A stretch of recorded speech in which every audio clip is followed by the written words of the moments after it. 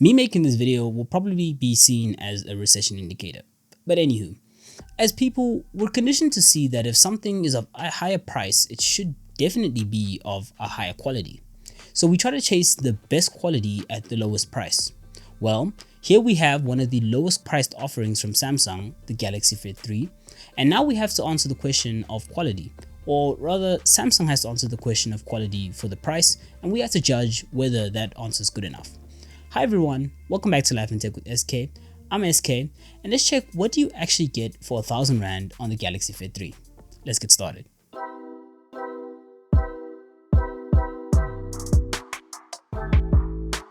The Galaxy Fit 3 is rated to have about 13 days worth of battery life according to Samsung. Realistically, however, I've only managed to get about 4 to 5 days on a single charge, which is still pretty impressive considering most smartwatches nowadays you have to charge them every day or every day and a half. I haven't limited it in any way to try and boost the battery life, but some things you could try are things like turning off the always on display or limiting the brightness of the device. So it getting 4 to 5 days straight out the box without any limitations is still a pretty good showing for the Galaxy Fit 3. Other factors that are worth considering that could affect the battery life are things like the heart rate sensor and the temperature sensor, which you can turn on and leave on permanently, but I only use them as I need them, so this could also be contributing to the extended battery life of the device. Storage for the Fit 3 is a bit of a no-go zone. The device has 16 megabytes, yes you heard that right, megabytes of RAM and 256 megabytes of storage.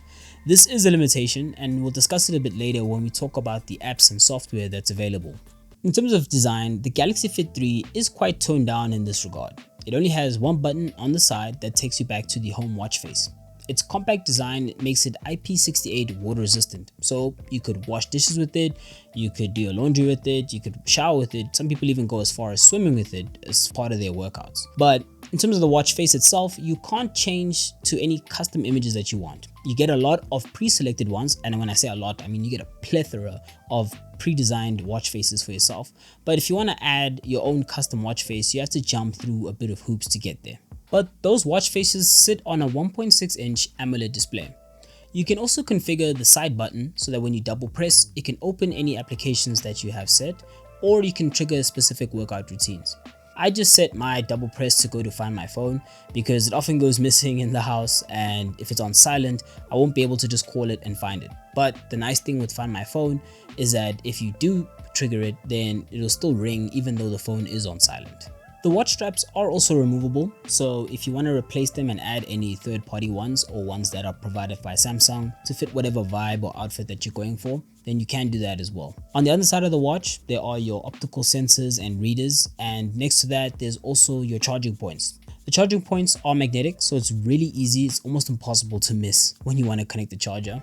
I do wish, however, that it charged via standard USB-C instead of their third-party charger. So in the case when you need to charge your phone or your watch, you don't need to carry around 2 different chargers and pick which one survives if you don't have space. There are no speakers or microphones on the Fit 3, so you won't be able to find it in the same way that you can find your phone because it won't buzz. It might buzz, but it won't make any sounds coming out of any speakers. And if you use speech to text, then you won't be able to use that on the Fit 3. But these are 2 things that I haven't had any problems with. In terms of health, you do get a lot of health tools that are available on the Fit 3. Some of them you can set to be continuously on, or you can set them to be triggered manually. One of those things is stress level monitoring. So stress level monitoring is turned off by default. You have to manually trigger a stress test and it will read your blood pressure and determine how stressed you are. And heart rate monitoring happens every 10 minutes, but again, you can turn it on to be continuously tracking what your heart rate is.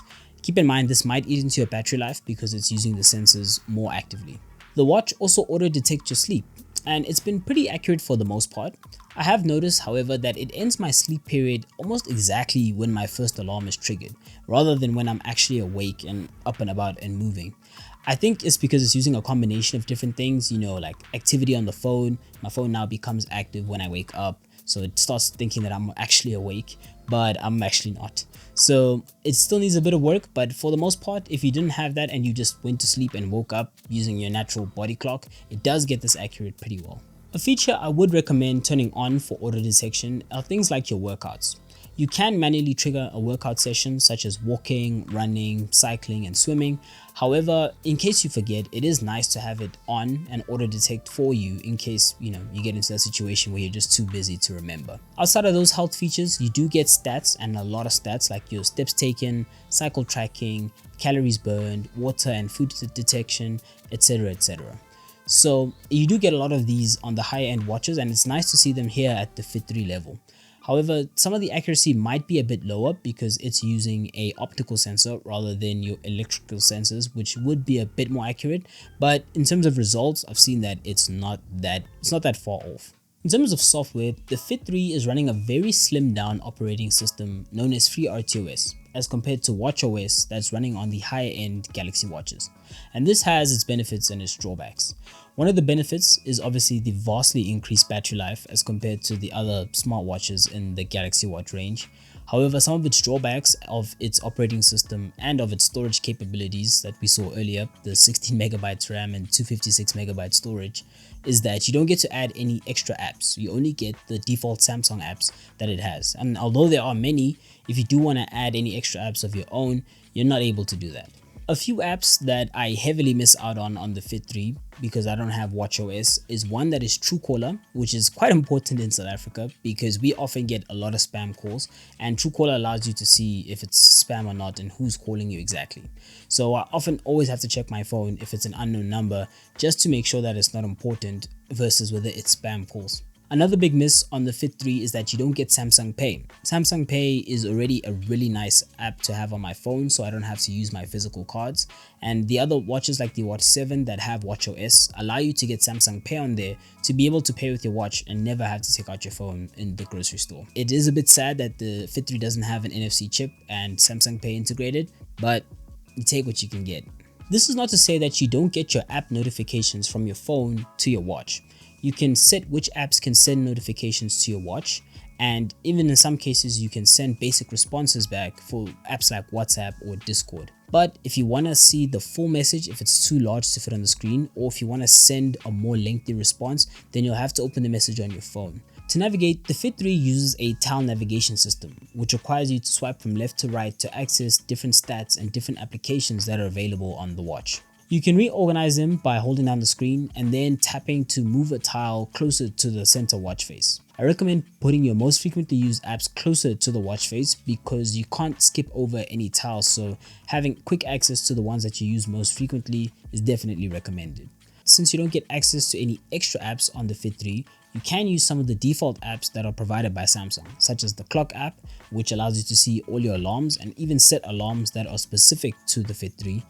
Or you can use some of the default timers that are available, which I have a bit of small beef with because you can only use the default preset timers on the Fit 3, which is a bit annoying because if you want to have a 45-minute timer, you have to set a 30-minute timer and then immediately after that set a 50-minute timer. It would be really nice if you could just set your own in a new software update. I must check if it's supported, I'm not sure, but set your own custom presets for your timers. Other apps you get are apps like Find My Phone, as well as Camera Remote, which I'm using right now to make sure that I'm recording from over here. But you can't exactly see what's on your phone's camera, so that is a bit of a downside. You also get a media controller, and that's not limited to just music. You can stop or pause and play almost any media on your phone, including YouTube videos. Some other features you can access that aren't necessarily part of an app, you can get to by swiping down from the top of the watch. This gets you to a settings bar where you can access things like your flashlight, which just turns the screen of the watch all white, and then you can adjust the brightness from there. This is also where you can power down the watch from. And if you swipe to the right, you can access different modes that you'll have to set up on your phone. So some things like theater mode, so if you're going to go to the movies, you can put your phone on mute so you don't get any notifications. You can also trigger do not disturb, as well as flight mode. Flight mode, however, I've seen only applies to the watch itself, so if I turn on flight mode, it won't turn on flight mode on my phone as well. So what do I think of the Galaxy Fit 3? Honestly, I think it's a great watch at a reasonable price. Currently selling for 1,000 Rand, it really takes care of all the features for health that you really need on a day-to-day and helps you decide whether you really need to jump up to that next level and get the Galaxy Watch 7 at 4,000 Rand. The 3,000 Rand price gap, you really have to justify, and I don't see myself justifying that anytime soon, unless I feel like I really need to get those extra apps like Truecaller and Samsung Pay. Are you considering getting a smartwatch, and does the Galaxy Fit 3 fit all your requirements? Or do you already have a smartwatch and you really feel like sharing some useful features that are a must-have? Please share in the comment section below. I'll definitely give it a look. And if you enjoyed this video, leave a like, and I'll catch you guys in the next one. Peace.